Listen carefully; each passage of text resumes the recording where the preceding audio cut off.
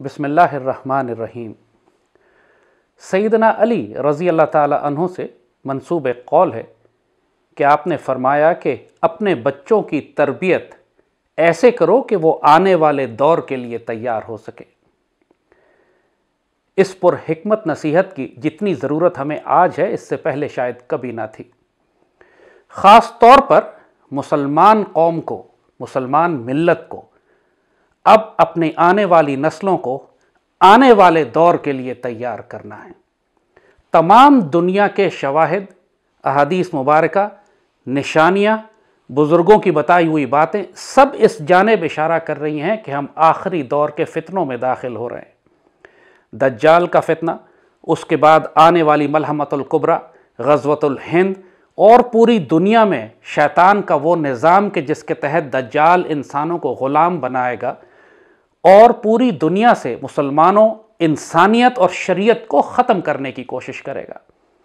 आज कोविड के बाद जो पूरी दुनिया में एक नया आलमी निज़ाम कायम हो रहा है, जो दुनिया में तबाही बर्पा हुई है, कोई 1-1.5 साल पहले इसका अंदाज़ा भी कर सकता था। और बहुत तेज़ी से जो हालात तब्दील हो रहे हैं, बदनसीबी से मुसलमान रियासतें, हुक्मरान और उलमा उसको समझ ही नहीं पा रहे कि आने वाले दौर के लिए हमें अपने आप को किस तरह तैयार करना है। पिछले 1-1.5 साल में, जब से ये कोरोना का ड्रामा शुरू हुआ है, तकरीबन दुनिया की 15-20% वर्कफोर्स, नौकरियां, मुलाजमतें, छोटे कारोबार सिर्फ 1 साल में ख़त्म हो चुके हैं। पूरी दुनिया की मईशत तबाह हो रही है। लॉकडाउन्स के नतीजे में पूरी दुनिया में बगावतें बरपा हैं। खुद यूरोप और अमेरिका का हाल देख लीजिए कि हर रोज़ यूरोप के अंदर फसादात हो रहे हैं कि लोग लॉकडाउन को ख़त्म करने के लिए दबाव हुकूमतों पर डाल रहे हैं और हुकूमत सख्त से सख्तर कवानीन ला रही है। पूरी दुनिया में फैशिस्ट डिक्टेटरशिप्स आ रही हैं उन जगहों पर, ख़ास तौर पर मगरबी दुनिया में जिनको आप जमहूरी समझते थे। पूरी दुनिया में तालीमी निज़ाम को तबाह बर्बाद कर दिया गया है। तमाम स्कूल, यूनिवर्सिटियाँ, कॉलेजेस बंद हैं। ऑनलाइन तालीम के नाम पर बिल्कुल तबाह बर्बाद कर दिया। मज़हब और दीन को पूरी दुनिया में बंद किया जा रहा है।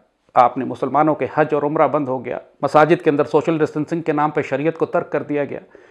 जो तमाम अहकामात सैयदी रसूलुल्लाह ने फरमाए थे, दीन के बुनियादी अरकान जिन पर इस्लाम खड़ा था, हज, उसको बंद कर दिया। मसाजिद को, जमात, नमाज जुमा और बाजमात को बंद कर दिया। जो वक्त अब आ रहा है, मुसलमान वालिदैन के लिए, मुसलमान हुक्मरानों के लिए लाजिम है कि अपनी मौजूदा और आने वाली नस्लों को उन मुश्किल वक्त के लिए तैयार करें जिसमें अब हम दाखिल हो रहे हैं। जो सबसे ज़्यादा तकलीफदेह चीज़ सामने आई है पिछले 1-1.5 साल में, चूँकि एक नया आलमी निज़ाम तरतीब दिया जा रहा है ग्लोबल रीसेट के नाम के ऊपर, ये पूरी दुनिया को एक दोबारा से तबाह बर्बाद करके दोबारा अपनी मर्ज़ी के मुताबिक तामीर करना चाहते हैं। उसमें आबादी को कम करना, मज़हब को ख़त्म करना, पूरी दुनिया में एक आलमी नया निज़ाम, चाहे वो मालियाती हो या सियासी हो या मजहबी हो, उसको कायम करना। सबसे ज़्यादा बड़ी बीमारी जो पूरी इंसानियत को पिछले 1-1.5 साल में सामने आई है, वो नफ्सियाती हैं। लोग जहनी तौर पर माजूर हो गए, पागल हो रहे हैं, उनमें बेसुकूनी फैल गई है। दुनिया के कई ममालिक हैं कि जहाँ पर ख़ुदकुशियाँ उनकी दीगर बीमारियों की अमवात से कई 100 गुना ज़्यादा बढ़ गई हैं। यानी जो पहले जहाँ ख़ुदकुशी अगर 10 ख़ुदकुशी होती थी, तो अब वहाँ पे 200 ख़ुदकुशियाँ हो रही हैं। जापान की मिसाल ख़ास तौर पे है कि कोरोना से इतने लोग नहीं मर रहे जितने लॉकडाउन के नतीजे में होने वाली बेबसी और मायूसी के नतीजे में लोग ख़ुदकुशी कर रहे हैं। सबसे पहले अपने आने वाले वक्त में समझ लीजिए कि जो मुश्किलात जिसकी तरफ हम जा रहे हैं, जिस दुनिया को आप 1-1.5 साल पहले जानते थे, वो तब्दील हो चुकी है, वो ख़त्म हो चुकी है, वो लौट कर अब वापस नहीं आएगी। आपको अपने आप को बहुत तेज़ी से ज़हनी तौर पर आने वाले वक्त के लिए अपने और अपनी आने वाली नस्लों को, अपने बच्चों को तैयार करना है। अल्लाह ताला कुरान में फरमाता है कि दिलों को सुकून सिर्फ अल्लाह के ज़िक्र से मिलता है। यही वो वक्त है कि जब सख्ती और मजबूती से आप अल्लाह उसके रसूल के दीन को संभाल के रखें, शरीयत पर अमल करें। क्योंकि इस्तईनु बिस्सब्र वस्सलात का हमको हुक्म दिया गया। जो मुश्किल वक्त आए, इसमें सब्र और नमाज और सलात के साथ और अल्लाह के ज़िक्र के साथ अपने आप को संभाल के रखो। मुसलमान कभी नफ्सियाती मरीज़ नहीं बनना चाहिए। अगर कोई मुसलमान नर्वस ब्रेकडाउन हो रहा है, नफ्सियाती मरीज़ हो रहा है, तो समझ लीजिए कि उसका अल्लाह उसके रसूल से ताल्लुक़ टूट चुका है।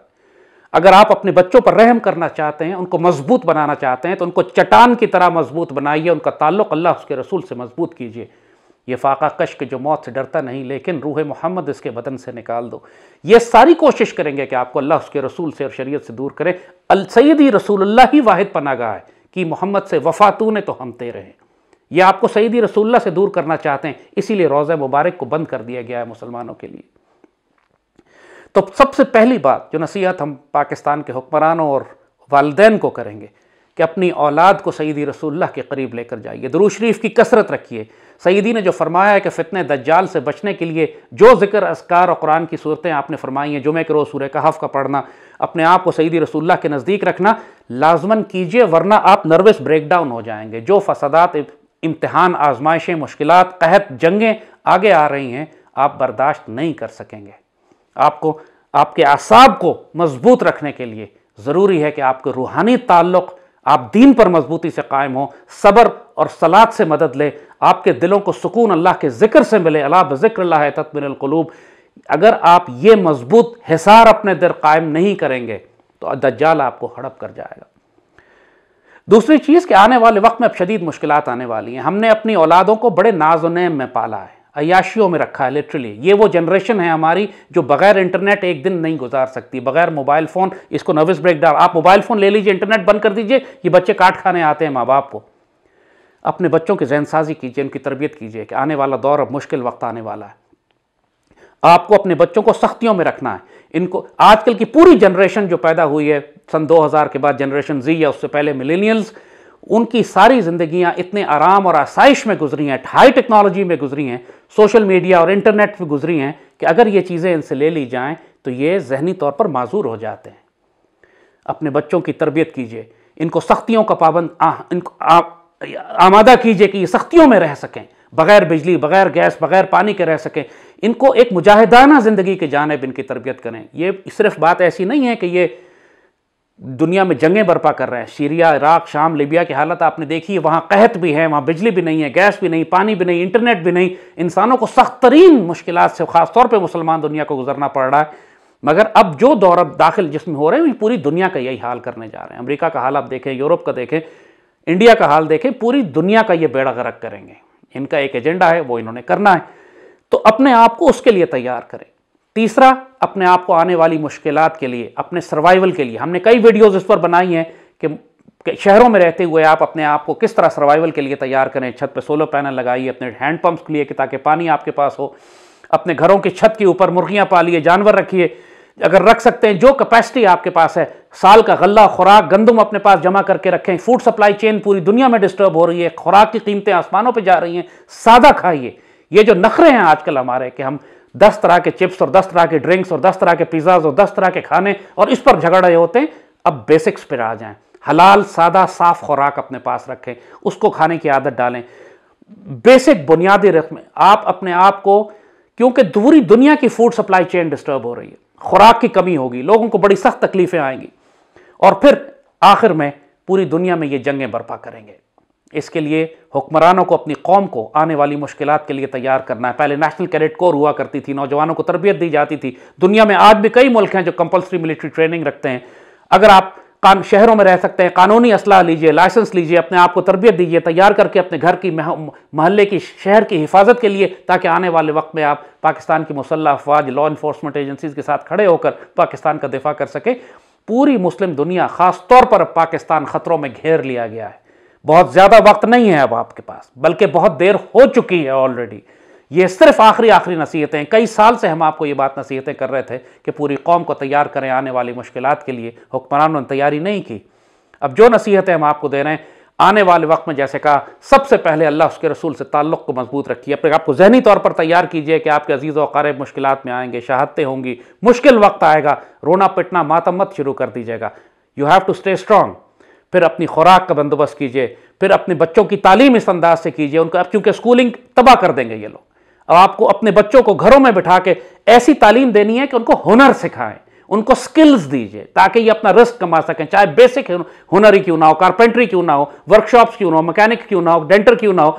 यानी लोग आपको कंप्यूटर टेक्नोलॉजी, अकाउंटिंग या बिजनेस मैनेजमेंट या नौकरी या MBA जैसे हमने कहा कि अभी आइंदा ये जॉब्स खत्म होने, इस वक्त पूरी दुनिया में एयरलाइन इंडस्ट्री खत्म हो चुकी है, तकरीबन होटल इंडस्ट्री तकरीबन खत्म हो चुकी है, सब कुछ ऑनलाइन ये लेकर जा रहे हैं। बिल्कुल जो लोगों के जो स्किल्स थे, जिससे ये पहले लोग दफ्तरों में जाके जॉब्स किया करते, दफ्तरों के हजारों लाखों जॉब्स जो दफ्तरों में होती थी वो खत्म हो गई, क्योंकि वर्क फ्रॉम होम का कॉन्सेप्ट इन्होंने देना शुरू कर दिया।